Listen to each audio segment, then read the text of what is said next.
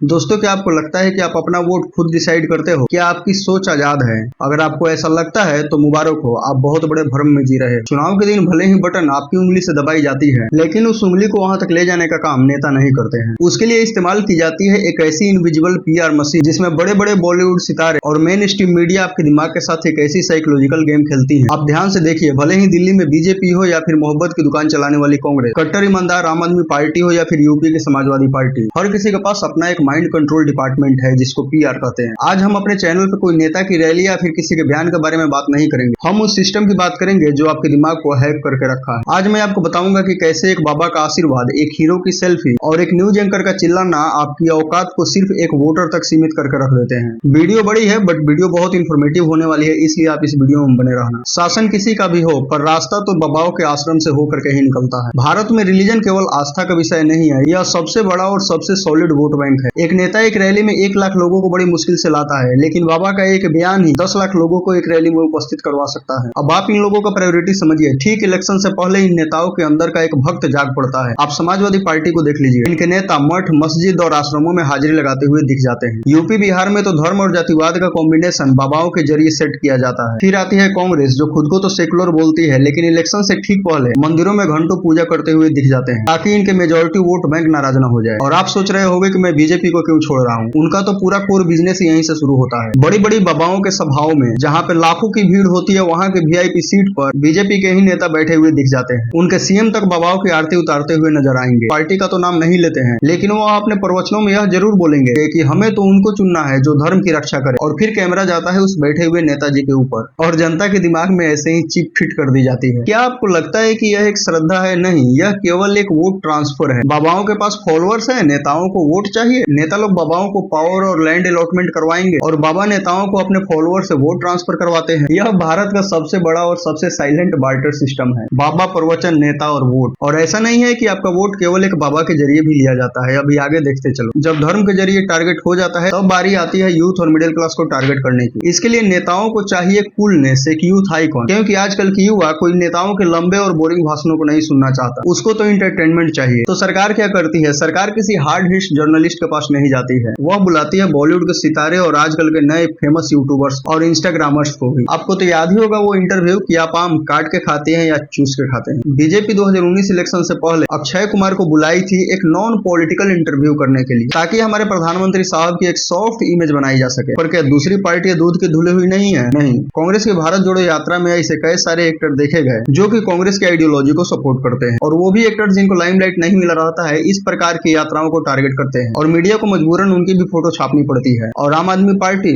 इन्होंने तो पूरा पीआर मशीनरी को ही डिजिटलाइज कर दिया। वैसे भी डिजिटल इंडिया है। पंजाब और दिल्ली के इलेक्शन में रीजनल सिंगर, कॉमेडियन और सोशल मीडिया इन्फ्लुएंसर, इन सबको फ्रंट वॉरियर पे लगाया गया। इसी टेक्निक को पीआर की भाषा में हेलो इफेक्ट कहा जाता है। जब आपका फेवरेट एक्टर किसी नेता के साथ मुस्कुराता है, तो आपका दिमाग एक सबकॉन्शियस लेवल पे उस नेता को एक अच्छा नेता मान लेता है। नेता इनको पैसा और अवार्ड्स भी दिलवाते हैं, क्योंकि आपने कोबरा पोस्ट की कई सारी इन्वेस्टिगेशन को देख लिया होगा, जिसमें यह एक्टर्स मान चुके होते हैं कि वह पास्ट में भी ऐसे कई काम नेताओं के लिए कर चुके हैं और वह कोबरा पोस्ट के इन्वेस्टिगेटिव के साथ हुई कोऑपरेट करने के लिए तैयार हो जाते हैं। इस तरह से आपके दिमाग के साथ खेला जाता है। अगर अभी कोई भी एक्टर किसी नेता की तारीफ करते हुए दिख जाए सोशल मीडिया पे और हर समय उसी की तारीफ करता हो और किसी और पार्टी की बुराई, तो आप समझ लेना कि वह कहीं ना कहीं पेड है। अब आते हैं इसके खतरनाक हिस्से पे, हमारा फोर्थ पिलर, मीडिया। दोस्तों, आपको नहीं लगता है कि मीडिया अब केवल पिलर नहीं रहा, वह एक प्लेयर बन चुका है और इसमें हर सरकार के हाथ रंगे हुए हैं, क्योंकि मीडिया की भी मजबूरी है। चाहे दिल्ली में बीजेपी हो, पंजाब में आम आदमी पार्टी हो या फिर पिछली कांग्रेस सरकार है, सब मीडिया को एक टूल के जैसे कंट्रोल करती हैं।